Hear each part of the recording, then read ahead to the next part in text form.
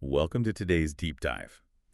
Um, when we usually think about wars, we tend to picture a very specific kind of landscape. Right, like a traditional historical battlefield. Exactly. We think of winners and losers. We think of like lines drawn on a map, troops marching, and inevitably scorched earth just left behind. Yeah, it's a very binary way of viewing the world. It really is. I mean, you either conquer the territory or you lose it. You're either the victor standing on the hill or, you're the one buried underneath it. Right. But for you listening, as someone who loves to learn and really challenge conventional thinking, we are about to step into a completely different paradigm of conflict today. We really are. I mean, we're looking at a battlefield where the traditional rules of engagement are just entirely flipped upside down. Completely flipped. Yeah, we're moving away from that cosmology of the conqueror, and we're stepping into a space where the Earth itself is the primary actor. Exactly. So our focus today is on the world of Papahānaumoku. We're exploring this through the historical and mythological frameworks of Hawaii, specifically looking at this concept of wars that end at home. Hmm. And the mission of this deep dive is to explore this entirely different kind of battlefield. Like we're looking at a reality where the Earth isn't just the ground you fight on. She is the fighter. Yeah, she's an active participant. Right. And the casualties of these wars, they don't get buried in the land. They actually literally become the land. It's such a profound shift in perspective, and Yeah. to really grasp this, I think we have to understand who Papahānaumoku actually is. Right. Let's lay that foundation. Well, her name literally tells you her function before a single story even unfolds. She is the broad foundation, like she is the Earth Mother who gives birth to districts, to islands, and to whole worlds out of her own body. Wow. Yeah, and in some traditions, she's referred to as Papa Raharaha, which that translates roughly to the supporting rock. The supporting rock. I love that. Right. So she isn't some abstract deity just living up in the clouds. She is the actual geological reality beneath our feet. And there's this really brilliant detail in the sources regarding how she was recognized in the culture. Because the male gods, they had these massive, imposing sacrificial temples. The Heia's bet for them. Right. The really monumental structures. Exactly. Structures designed to project authority and, command awe. But for Papa, the islanders built her this quiet women's temple called Halo Papa. Hmm. And it just stood there quietly right beside the Great Haze. Because, well, a foundation needs a house of her own, too. I think that architectural distinction perfectly captures her essence. She is the foundation. She doesn't fight the way sky gods fight. Right. How do sky gods fight? Well, sky gods fight with spears, right? Yeah. With lightning, with storms, these really sudden destructive forces. But she doesn't need to project that kind of volatile power. Because she's already the ground. Exactly. Her body is the ground that everyone else's war is being fought on top of. So the islands aren't her territory to be defended, like some property. They are literally her children. Okay, let's unpack this. Yeah. Because if she is the earth and the islands are her children, then any conflict that touches her isn't, it's not some geopolitical border dispute. No, not at all. It's inherently a conflict fought inside a family. It's fought inside a marriage. Like it's about a single bond of trust that either holds or breaks. Yes. And I feel like that makes her wars incredibly easy to miss if you're just looking for traditional blood-soaked battlefields. Yeah. But they're absolutely impossible to forget once you realize what she's actually defending. Precisely. And I think this framework really explains the mechanics of her first major conflict. Because like you said, this isn't a war of armies. It's incredibly intimate. Right. Her first war is actually against her own husband, Wakia, who represents the sky. And what's interesting is that neither of them ever raises a hand in physical violence against the other here. Yeah, the tension stems from a deep structural domestic betrayal. The ultimate domestic betrayal, really. Yeah, because they have a daughter together. They do. Her name is Hushukalani, which, by the way, means she who sets the stars in their places. That is such a beautiful name. It really is. But as she grows up, Wakia, her father, begins to covet her. He looks at his own daughter and desires her. But here is the critical dynamic that drives the entire narrative. He's afraid of Papa. Yes, Wakia is fundamentally afraid of his wife, He knows he can't just take what he wants by force or by royal fiat while the Earth Mother is right there watching. Right, he recognizes the absolute authority of the foundation he's literally standing on. Exactly. So he realizes a direct confrontation is completely out of the question. He has to manipulate the system. He has to get sneaky. Very. So Wakia conspires with his priest, a man named Komoawa, and together they realize they need to engineer a mechanism to get Papa out of the house so Wakia can fulfill this dark appetite without facing her immediate wrath. Wow. So they invent a whole system of sacred nights. Yes. They engineer a kapu, strict, codified religious prohibition. And this mandates that Papa has to isolate herself from the household on a specific, rigid schedule. A schedule that just happens to perfectly facilitate Wakia's desires. Exactly. And they successfully dress this localized deception up as a universal religious mandate. Like they make it the law. Right. What's fascinating here is how a simple, localized lie hardens into systemic dogma. Yeah. This fabricated system, which they just dressed up as divine law, becomes actual practiced religion. It becomes the Aikapu. Which is the strict separation of men's and women's eating, right? Exactly. It dictated that men and women could not eat together and that certain foods were entirely forbidden to women. And this wasn't just like a mild social custom. No, no. It was the central organizing principle of Hawaiian society for centuries. It regulated power, gender dynamics, daily life, everything. That is just wild to think about. It is, because within this mythological framework, that entire sprawling societal scaffolding was built on the foundation of one husband's lie, just to cover up his infidelity. It fundamentally changes how you view structural power. Yeah. Like the origin of a massive cultural institution starting as a desperate cover-up for a messy domestic betrayal. Absolutely. But Papa is the ground. You cannot hide things from the ground forever. Very little happens on top of it that the earth doesn't eventually feel the reverberations of, right? So the truth surfaces. It inevitably does. And her reaction is what defines this as her first distinct war, because she doesn't just sit there and grieve, Right. nor does she launch a lightning strike. She leaves, she withdraws her presence entirely, she sails away to Kahiki, to the far ancestral side of the world, and she takes a lover of her own. And Wakia doesn't exactly use this period of separation for quiet reflection, does he? Not quite. Because while she is gone, he lies with two other women, Hina and Kola. And as a result of those unions, the physical islands of Molokai and Lanai literally rise out of the sea. Right. So when Papa finally returns home and sees these new land masses just sitting in the ocean, she reads the geography. She knows immediately. She learns exactly what he did while she was away. So how does the foundational creator of the earth respond to this breach of trust? She answers the only way a creator of her magnitude knows how. She counter-creates. Exactly. She counter-creates. She lies with her lover, a man named Lua, and she gives birth to the island of Oahu. It's so fascinating. Think of this like the most dramatic, messy celebrity divorce imaginable. But instead of splitting up bank accounts, every act of jealousy literally spawns new real estate. That is a brilliant way to frame it. I mean, nobody wins this war in the traditional sense. Nobody is defeated, nobody surrenders, and no territory is conquered. Instead, every single act of betrayal, jealousy, and retaliation solidifies into a physical place where future generations can actually stand. Wow. Yeah, that is the strange, beautiful grammar of a war fought by an Earth Mother. The emotional damages literally become the geography. It entirely reframes how we look at the ground we walk on. But if that first conflict was about navigating betrayal through geographic distance and creation, the second war explores what happens when creation isn't enough. Right. Because the mythology tells us that Papa has a deeper, older identity that engages in a completely different style of combat. Yes, she does. So beneath the broad foundational name of Papa in some of the older genealogies, she's known as Haumea. Haumea. Right. And Haumea is a much more raw elemental force. She's described as a being who doesn't experience time the way mortals do. Mm-hmm.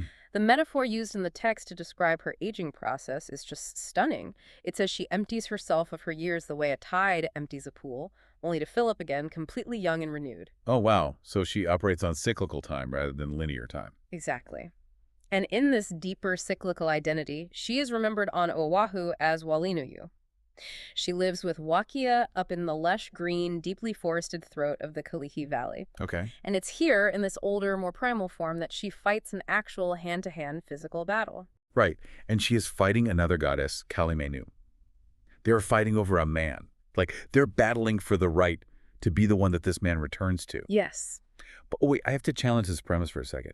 If she is this massive foundational earth, mother-like, the literal ground that gives birth to islands, why shrink down into a human form to fight a rival? That's a great question. Because if you're the Earth, why not just open up a tectonic fissure and swallow Papahānaumoku in a localized earthquake? Why get into a fist fight? It's such a good point, and it gets to the very heart of how these beings operate and how the culture understands elemental forces. So in this cosmology, these deities possess kupua bodies. Kupua bodies. Right. Kupua refers to their shape-shifting foundational elemental forms that exist underneath their human appearances. So when Haumea and Kalamainu clash, they're primarily meeting as these raw elements. Okay. Haumea is the embodiment of water, and Kalamainu is the embodiment of fire. So on one level, you have the physics of a volcanic landscape. It's water and fire violently trying to extinguish one another. Oh, I see. So there is that massive tectonic scale happening. Yeah. It's the clash of the natural forces that literally formed the Hawaiian Islands in the first place. Yes, but crucially, and this answers your question, it doesn't stay purely symbolic or purely elemental. Right. Their human bodies must enter the fight too. And this is why she doesn't just use an impersonal earthquake.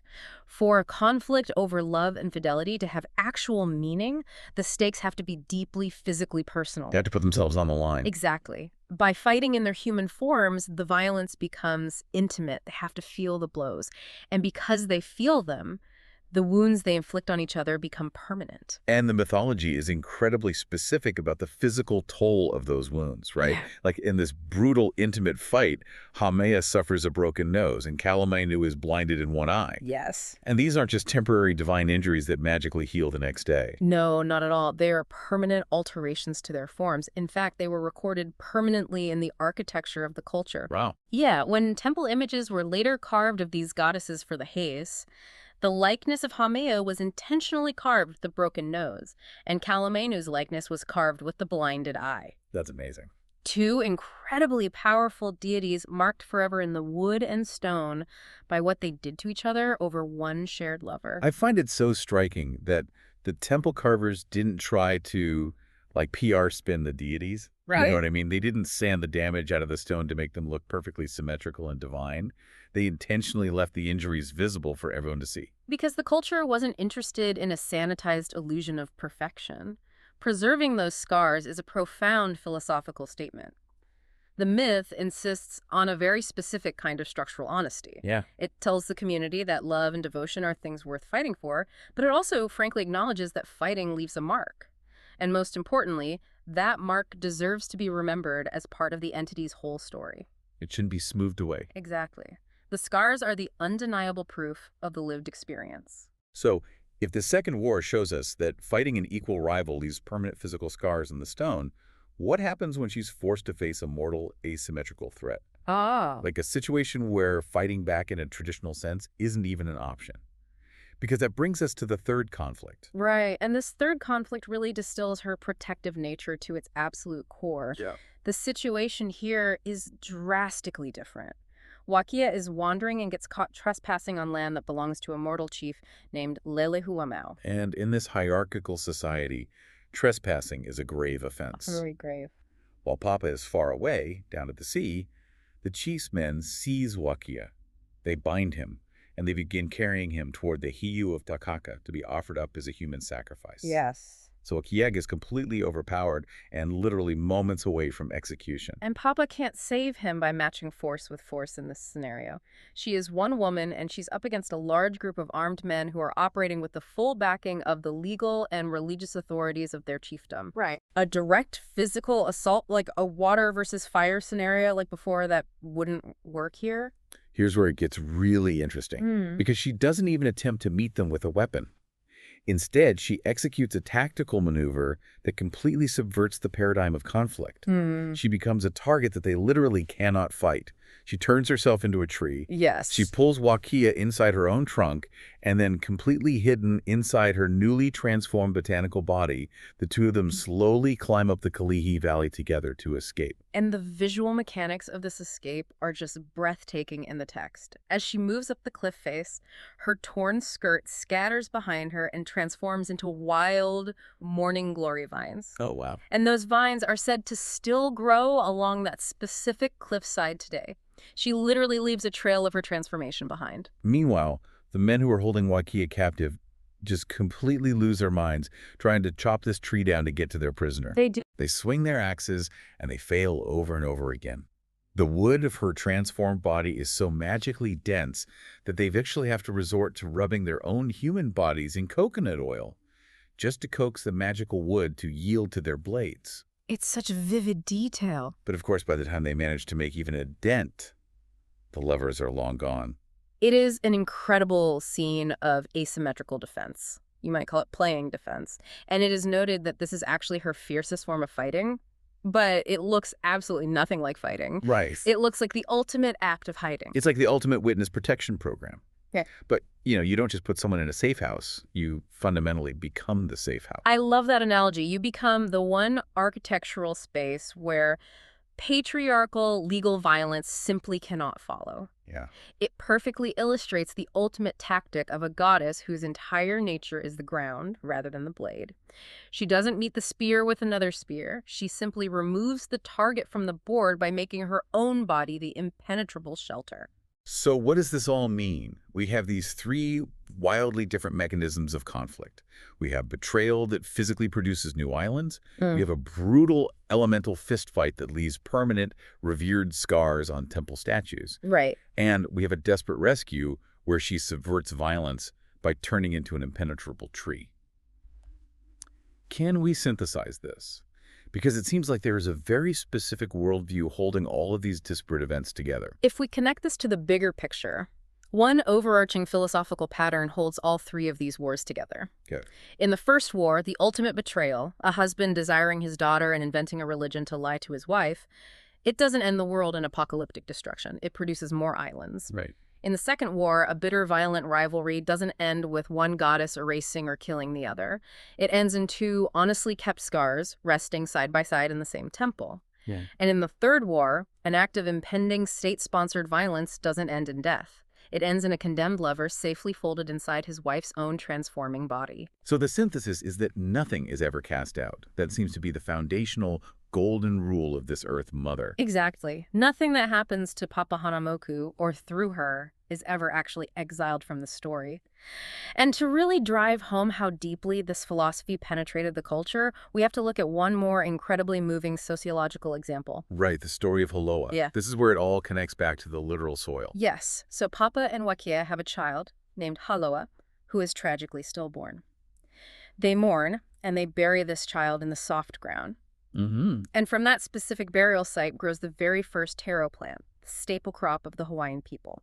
Sometime later, they have another living human child, who they also name Haloa, in honor of the first. Wow. And to this day, in the cultural understanding, the taro plant is referred to and revered as the elder sibling, and the living human being is the younger sibling. That completely rewrites the human relationship with agriculture. Like, they're essentially one root system. It's one family bound by a continuous reciprocal obligation of care running between the human and the earth. Absolutely. The dead child wasn't just a tragedy to be discarded and forgotten. He became the literal ongoing sustenance for the living sibling. And think about the sociological implications of a culture viewing itself as the younger sibling to the crops it grows. Right, you have to defer to the elder. Exactly. A younger sibling's duty is to respect and tend to the elder. It demands an ecology of care rather than extraction. In a cosmology built by a mother rather than a conqueror, nothing gets erased. Yeah? The wandering wife becomes new land. The unfaithful husband's illegitimate unions become islands that still carry the family's geographic footprint. The condemned lover is kept safe inside the body he previously tried to manipulate. It's all retained. Even the rival's fire leaves a permanent mark rather than disappearing into the ether. The wound stays visible. The stillborn child feeds the future. It's all part of the continuous record. Because that is what her wars were actually designed for. She was never trying to produce a victor and a vanquished. Over and over again, whether in navigating a marriage, surviving a rivalry, or executing a rescue, she was proving a singular point. What's that? Whatever seems to wander away from home was never really outside of it to begin with. Wow. The runaway wife, the jealous rival, the condemned husband, the child who never took a breath, they are all still standing on the exact same ground. Yes. They're all fed by the exact same soil that took the initial wound in and grew taro out of it. As the overarching philosophy beautifully concludes, every self that seems to wander is only ever wandering across her. You can never actually leave the foundation. For you listening, I think this deep dive offers a profound challenge to our modern, hyper-optimized view of conflict. It really does. Because we live in a world that constantly bombards us with the message that we need to win, that we need to get over it, to delete our losses, or to relentlessly smooth away our imperfections until we present this flawless surface. Right. But this cosmological framework asks us to look at our scars, our failures, and our heartbreaks not as liabilities to be erased, but as permanent, structurally vital parts of who we are. It really requires a complete paradigm shift. And I want to leave you with a final thought to mull over as you go about your day. The exploration of this Earth Mother leaves us with this incredibly resonant realization. Not that nothing is ever lost, that nothing lost is ever actually elsewhere. That's powerful. It is. I want you to consider your own internal battles and landscapes. Think about the lost versions of yourself. Maybe it's a past career that completely fell apart, an old relationship that ended badly and left a mark, or just former beliefs and certainties you've since outgrown. We all have those ghosts in our personal geography. We do. But what if those discarded pieces of your life aren't actually gone? What if you never actually left them behind and they never left you? Right. Consider that every loss, every visible scar, and every apparent failure has simply composted into the very soil you are standing on right now. The solid ground you need to face today's challenges was built by the exact things you thought you lost yesterday. That is an incredibly powerful way to navigate the world. Your past isn't haunting you, it's undergone a phase change, and it is literally holding you up. Thank you so much for joining us on this deep dive. Keep questioning, keep digging into the foundations, and we will see you next time.